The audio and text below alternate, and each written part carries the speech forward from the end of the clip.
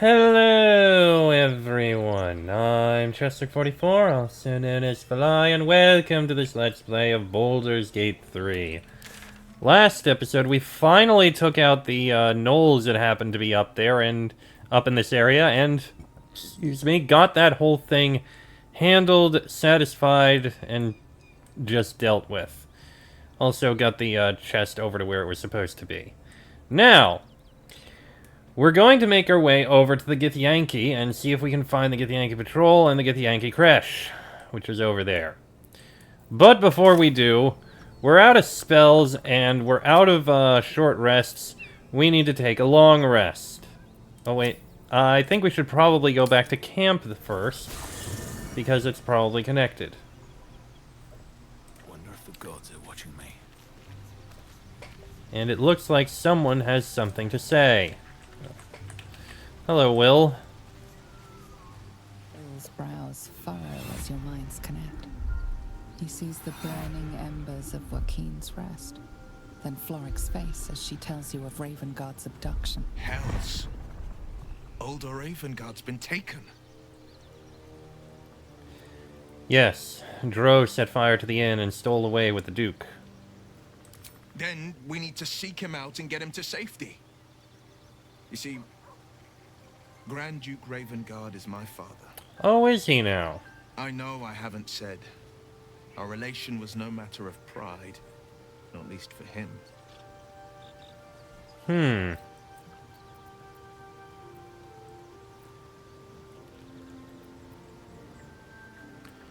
Curious. I'd heard Duke Ravengard's son left the city. You heard right.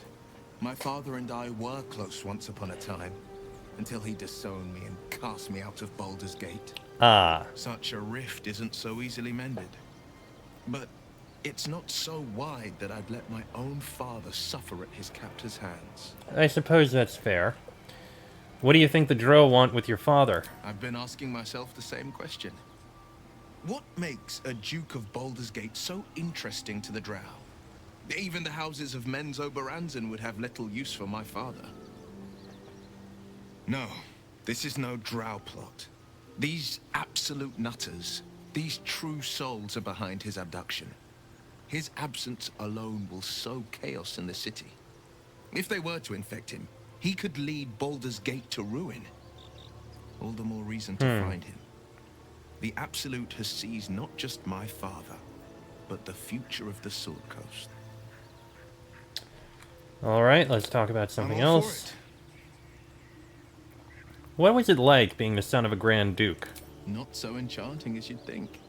The Portiers, the Caldwells, they were the blue bloods hosting the fancy balls and drinking from gold goblets.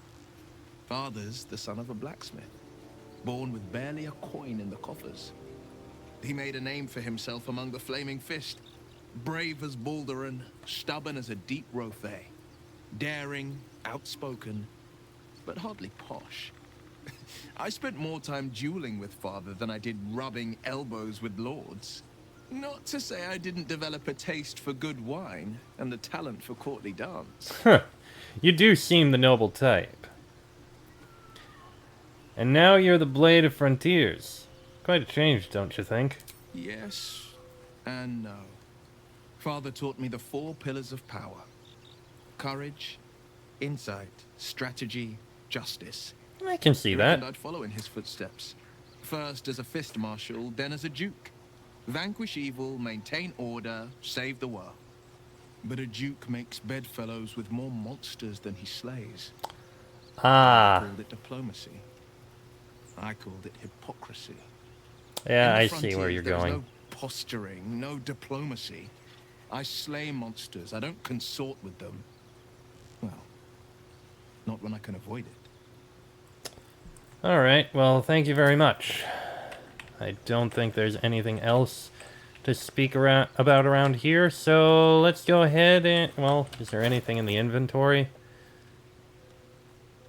It would be good to give to him. Pity I can't move things to people's things unless they're in the party. We'll put you in a minute. No, I didn't want to...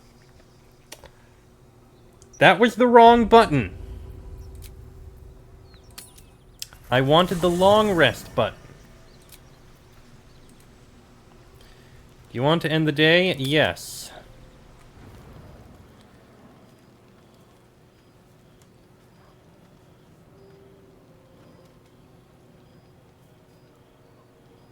The air is heavy. Moisture drips down your forehead. Pain shoots through your fingers. Wipe the sweat from your brow. Your hands shake as they reach upward. Your forehead remains drenched no matter how much you wipe.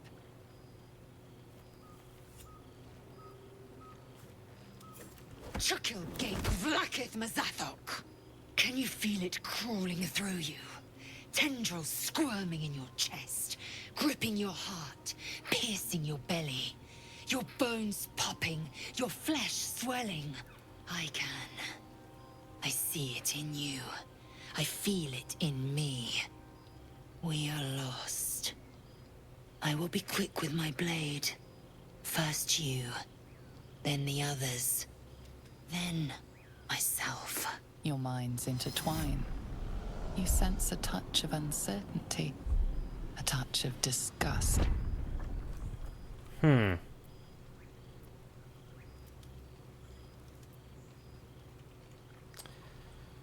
just exhausted.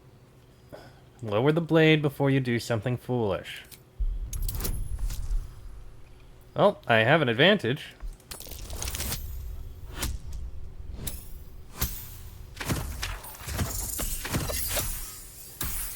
Well, that's going to be a reroll.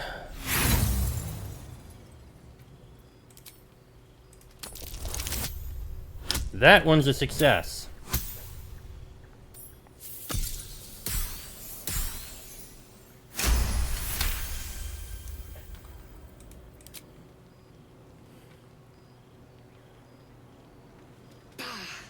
I cannot trust my own mind. So it seems I must trust yours. I will wait. But know this. I am watching. If the sickness does not pass come dawn, I will end us all. Sure.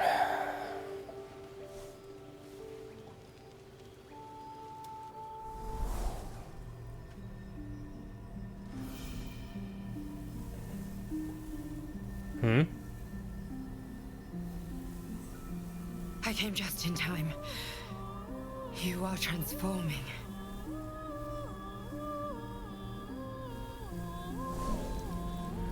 Ah, the Guardian.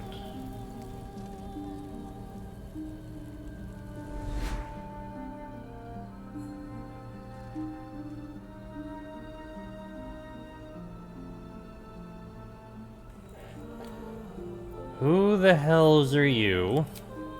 Your salvation. And not for the first time. I saved you before.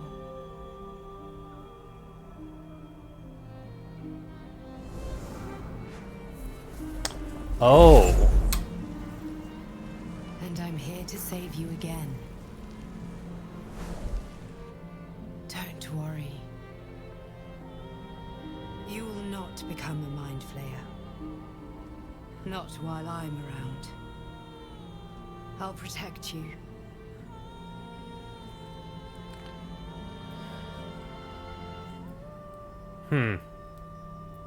Take the hand offered to you.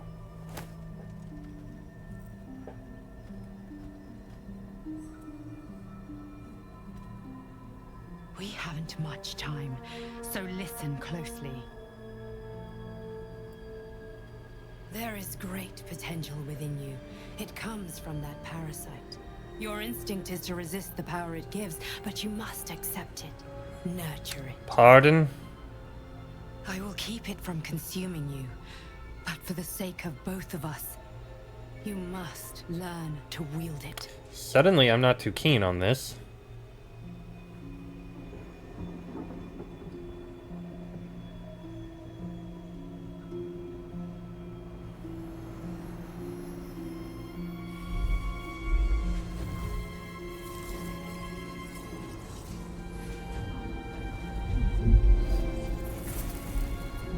The heck? The fight for the fate of Faerun. A fight we are losing. For now. You can change that, but only if you embrace your potential.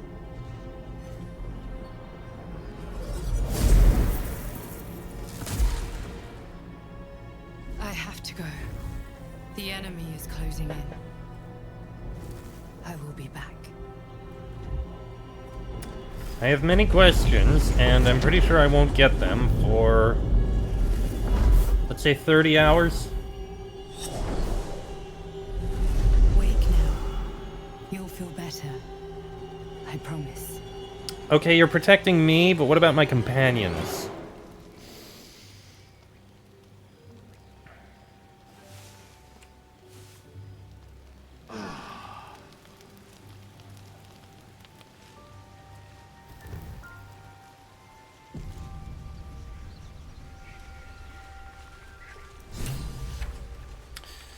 Okay, 3 new updates to look at.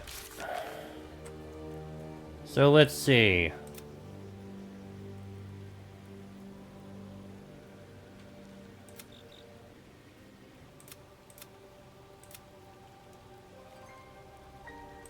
I'm trying to find out information.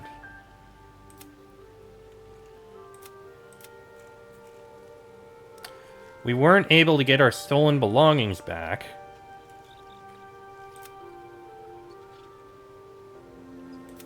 Okay, looks like we need to get back immediately.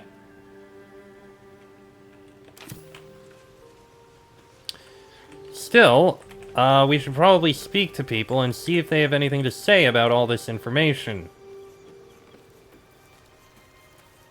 Oh, I still have that buff. I guess it's permanent. Did you have any strange dreams of late? Vivid ones? Happened to you as well? Damn.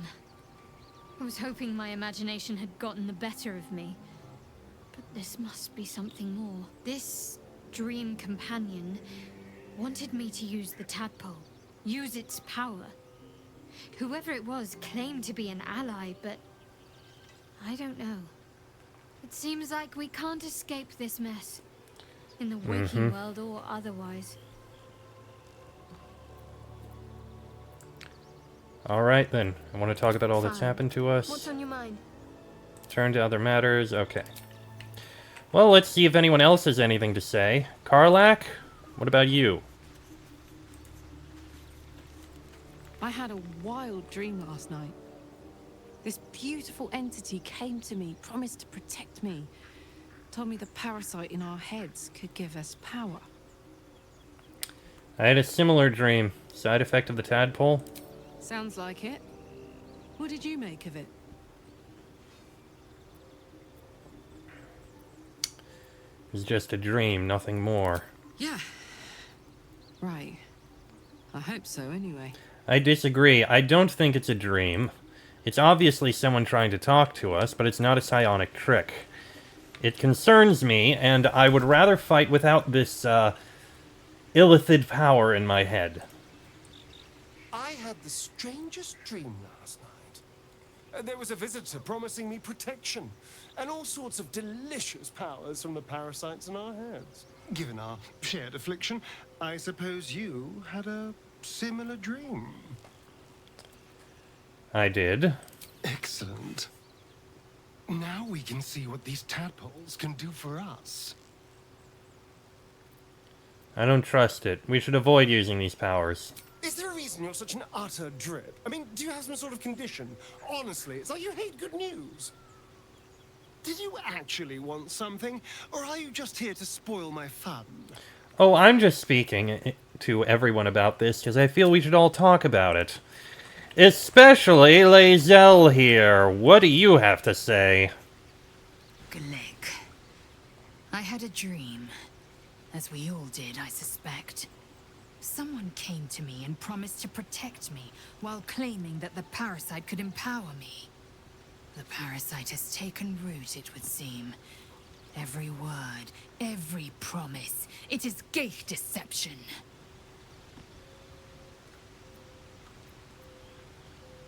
You're right, we should ignore this dream figure at all costs. Well, I wouldn't put it that way. A wise choice. These parasites are a threat to be destroyed, not an opportunity to be exploited. Okay, we'll leave. Next, we have Will. I had a dream last night. A vivid one. And so did you, judging from the way my tadpole is tingling. Someone came to me and promised to protect me while claiming that the parasite could empower me. Tempting as these powers sound, we should recognize this dream for what it is, the tadpole's little trick. No good ever came from trusting honey-tongued strangers conjured up by illithid worms. We should have as little to do with these tadpoles as we can. Well said. This dream figure is no friend to us. And finally, Gale. My apologies. Huh. Not quite myself just yet. I had the strangest dream last night. A visitor came to me. A vision of unparalleled beauty and power. She told me she was watching over me, protecting me, and that our tadpoles could prove beneficial if we embrace what powers they have to offer. An uncanny apparition. Not entirely sure what to make of it.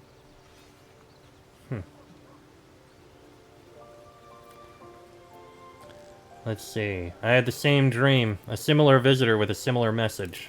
Very curious. In all my readings on the effects of illithid parasites, I've never come across any accounts of correlating dreams between infected parties. Another unique quality of our predicament, perhaps. Are you inclined to take these visitors at their word?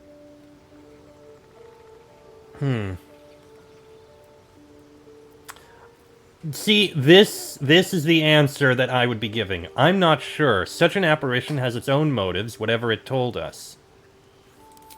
Nothing wrong with maintaining a healthy suspicion in such matters. Thank you, Gale. Still, it might be wiser to keep an open mind on the matter.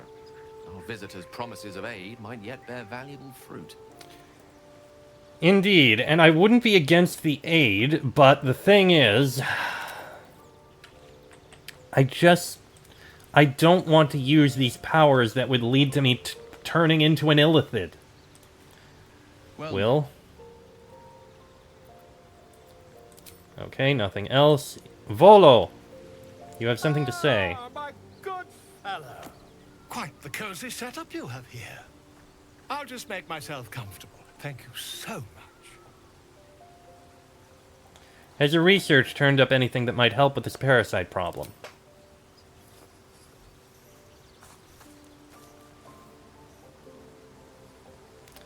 Okay. My research turned up a rather brilliant technique that seems quite actionable. It's not too deep. Just behind the orbital socket. I could attempt an extraction. I've a needle in my tunic, after all.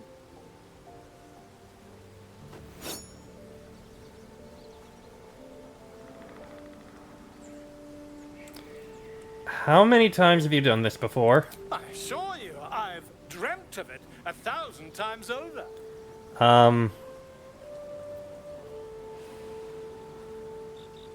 Probably not the smartest, but do it. Volo carefully holds one of your eyes open and begins to prod uncertainly with the needle. Do you have the faintest idea of what you're doing? Don't fidget. The needle must slip behind your eye, not through it. The needle finds the gap between eyeball and socket. Volo frowns and begins to push. Clench your fists. Oh god! Pain shoots through your body as the needle snags on your optic nerve. I think I have it. The needle seesaws back and forth, That's plucking not- the nerve like a harp string. Oh, bother. There's some obstacle in the way. I shall need a more robust implement. That obstacle is my eye. Stop at once. Stop. Now? Fine, keep going. Eyes. Volo carefully withdraws the needle from your eye. Then, reaching into his bag, I'm sorry, an ice pick? produces an ice pick. No, no, this is too much. Knock it off. Are you certain? We're nearly there. Yes. I'm leaving. Oh, God, no, Volo, what the hell? As you wish. But when your skin starts to peel away, remember Volo offered to help. Your eye stings from Volo's experiment. Disadvantage on perception checks for 2 rounds. Well, fortunately, that doesn't last for long, but... Oh, God, that's not fun. Okay, Gale, step back for a minute. Go ahead. I'm listening. I question the wisdom of that decision, but I'll be here. And we are going to take you back, Will. Well met. That's... Specifically because... I have... Oh no, that's a scimitar. I thought that was a rapier. Where am I needed? Okay, my mistake. You have a rapier, not a scimitar. Stayed interesting. Defender of the people. I mean...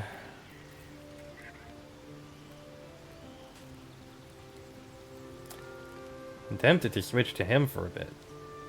I mean, Eldritch Blast is effective. No, no. We'll keep going with, Gale. Well met. Are you sure? And just... Okay. Which means, Gale, you're coming back. What's on your mind? With... Okay, so I have a feeling we can't actually continue with what I was going to do, and we are going to need to head to the main location. Let me just look around, see if there's anything else of note here. I don't think I have any gear I need to drop off. Why do I have rotten chicken eggs? Okay, arrows of acid can go to you. I can consume this. That sounds like an absolutely terrible idea, and I will not. Wait a minute. This is a mace. Hold the phone. You wield a mace. Hitting an enemy with this weapon heals the wielder for 1 to 6 hit points, but they can go mad if they don't continue hitting an enemy each turn. Oh.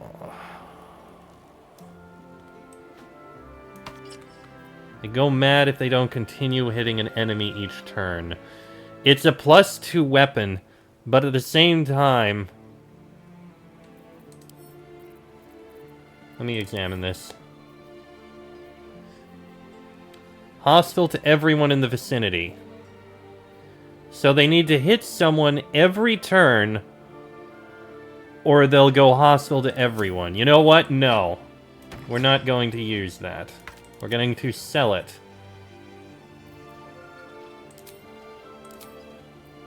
Also, no, that's a horrible helmet. Okay, and I don't think I have anything I need to deposit. So for the most part, we're safe. Let's leave camp.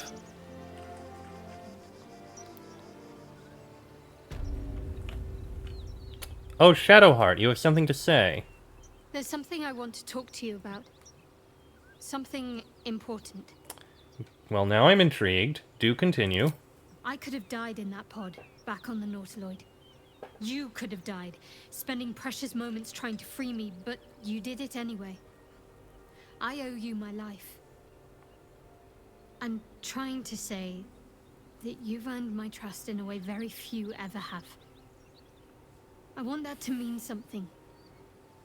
I want you to know more about me, at least from what I can remember. Go right ahead. As long as I've prayed to Lady Shah, I've wished to serve her as a Dark Justiciar. There is scarcely a greater way to fully dedicate yourself to Lady Shah, save perhaps if you become the head of her church. To become a Dark Justiciar is to become the Night Singer's sword arm, Her implement with which she will cast down the unbelievers and win the final battle to restore her perfect, endless darkness. That's all I ever wanted. I prayed it was my calling. But Mother forbid me from seeking to prove myself worthy of the rank. She said I was not ready. Not my mother, I should add. The Mother Superior. The way you said it, I had a Lady Shah's feeling. enclave in Baldur's Gate. Is that who you're going to Sometimes see? I wonder if she would ever deem me ready.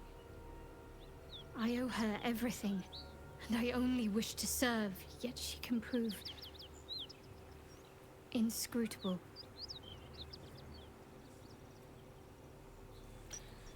Do you think she'll ever relent and make you a dark justicier? I don't know. Perhaps if I succeed in my mission and reach Baldur's Gate. Hope has little place amongst Lady Shah's children. It's an illusion, a distraction. But for this, I hope my time will yet come. I don't understand. Why be so secret about such an ambition? Dark justiciars are hated by many, judged to be ruthless fanatics. Even the few who would accept a follower of Lady Shah would likely balk at a justiciar in their midst. Ah.